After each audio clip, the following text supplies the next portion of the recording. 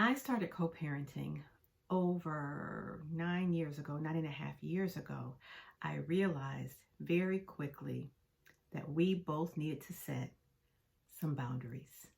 Today, I want to talk to you about how to set boundaries when co-parenting. Stay tuned.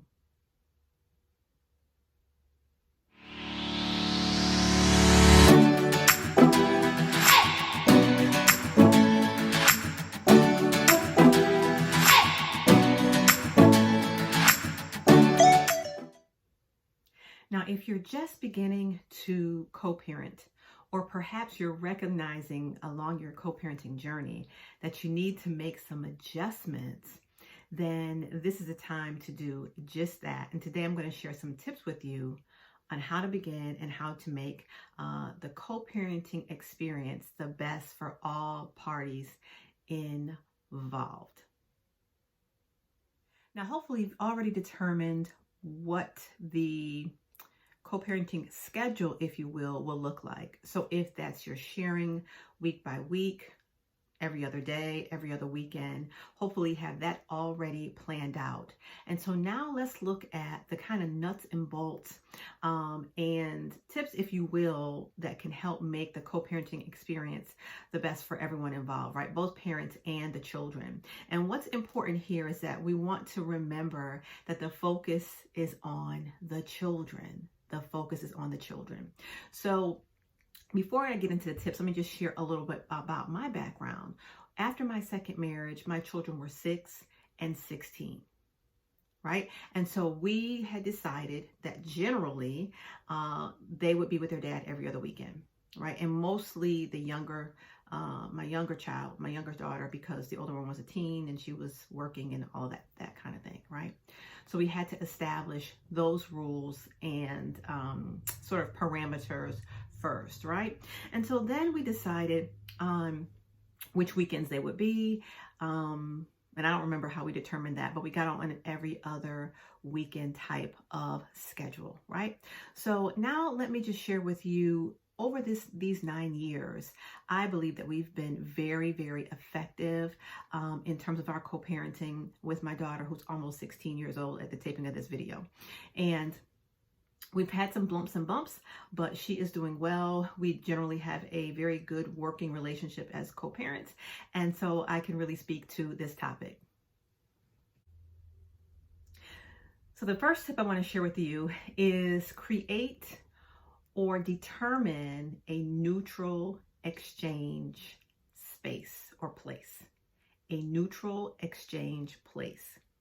Now, I got a lot of slack from friends and family members at this time, but it has served well. And let me tell you why this is important. The first thing, as you're thinking about co-parenting, you always want to think about not the emotional state that you're in right now, but you want to think about the end result that you want for your child, right? The end result, the type of relationship that you want your child to have with both parents down the road when they are teenagers, when they are adults, when they have children, right? Do you want the grandparents, the other parent to be involved? We know that all-inclusive family members is a good thing, if you will, right? Generally for our children, right? Having both parents, we bring different pieces to the relationship, if you will. And so creating a neutral exchange space is very, very important, especially during the early stages of co-parenting. There are a lot of emotional issues involved. There are a lot of emotional challenges involved. And so depending on the nature of the breakdown of the marriage, it is important to create neutral space and neutral ground so that you sort of eliminate a lot of the emotional attachments, if you will. So let me give you an example. One of the things that we determined once I moved 20 miles away from our previous home when we were married.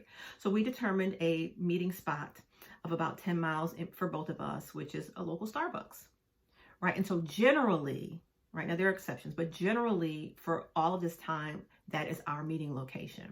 So what you have to understand is that when you're creating these neutral spaces, you have to think about the future. So even though you may be going through a separation now, you may be going through a divorce, maybe you're not dating, maybe you are dating, right? What happens is when you start going into people's personal environments, it can create a lot of emotion.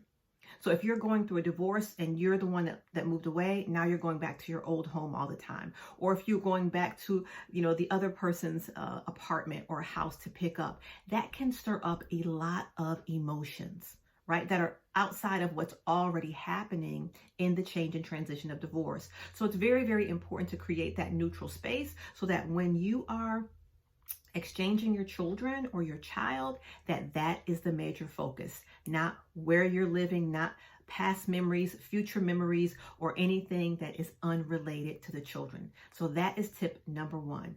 I have found that very successful over the 9 years.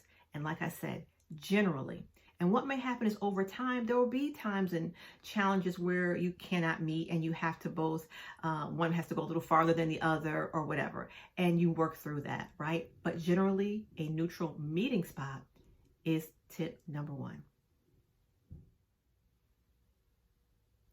Tip number 3 is letting go of control. I said it, letting go of control. And this is difficult for many moms, right? I can raise my hand to that. Because a lot of times, being moms, we just kind of navigate life a little bit different when it comes to our children. We have that innate nurturing, that innate organization, all those things we've been sort of trained, if you will, to have for our children. But we have to understand that now we're not in the situation that we were. And now we have to relinquish a lot of that control and responsibility to the other parent as well when the child is in the other parent's care. Okay? And so there's a learning curve, right? But we all have to go through it. And so again, unless there's some danger to the child, let the child go, to the other parent, whether it's a mom or father, depending on who's watching this video, right? And allow them to go through the learning curve. And so maybe they're not making the meals that you make. Maybe the routines are a little bit different. But you know what the child is going to get? The child is going to remember and value the quality time that they had with that parent. That is what's most important. And if we're honest, a lot of times we are just want to remain or keep that some sort of emotional connection with that other parent by trying to control, by trying to boss, by trying to compete, whatever that may be. And we really need to let those things go, let the child develop their relationship with the other parent, and let them create their own habits and routines, as long as the child's well-being is not at stake. And let's be clear what well-being is, okay? That their well-being is not at stake. So you got to let go, right? We can't control everything. And once we begin to let go, you're going to find out that over time, it is going to benefit you. It is going to benefit. And I will just share with you some of my experiences that over time, and the learning curve that we both had to work through, my daughter and her dad have a great, great relationship. They travel internationally, they go on trips, and they have a great time. And her being a teenager, that is paramount. But I could have thwarted that years ago if I did not allow their relationship to continue to develop, even though our marriage did not. So I want you to think about that.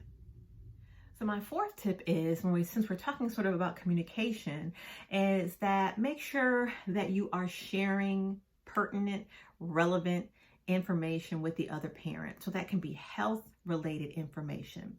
If you're noticing your child is having some emotional challenges in their friendships or in their personality, if they're feeling, down or anything like that, you want to share that with the other parent so that you guys can talk about if that behavior looks the same in their environment as it is in yours. And then you also want to share school information, activities, right? This is not about you or the other parent. This is for the benefit of for the children, right? Of our children. They want their parents involved. They want to see their parents as activities. We may not want to see the other parent, but they do. And we have to think beyond our own emotions and be clear on what's best for the children. So make sure you're communicating the relevant information that's necessary. You can do that via text, via email, and keeping the other parent, especially non-custodial parents, in the loop, if you will, of what is happening in your children's lives. That is very, very important for the growth and development of your children.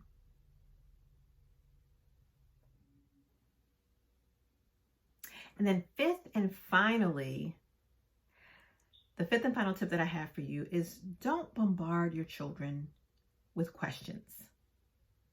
Don't ask them questions about the other parent's situation, what they're doing. That is not going to be healthy for them. Don't put your children in the middle. If you have a question, then pose the question to the other parent. Send them a text message, send them an email if it's something that's of dire concern. But don't make your children feel that they have to choose who they need to be loyal with. They love you both and they need you both. And so that is very, very important. Don't ask them questions. So I hope that you found these 5 tips helpful. Again, I am still in the process of co-parenting. We have a few years left, right? My daughter is almost 16 at the taping of this video.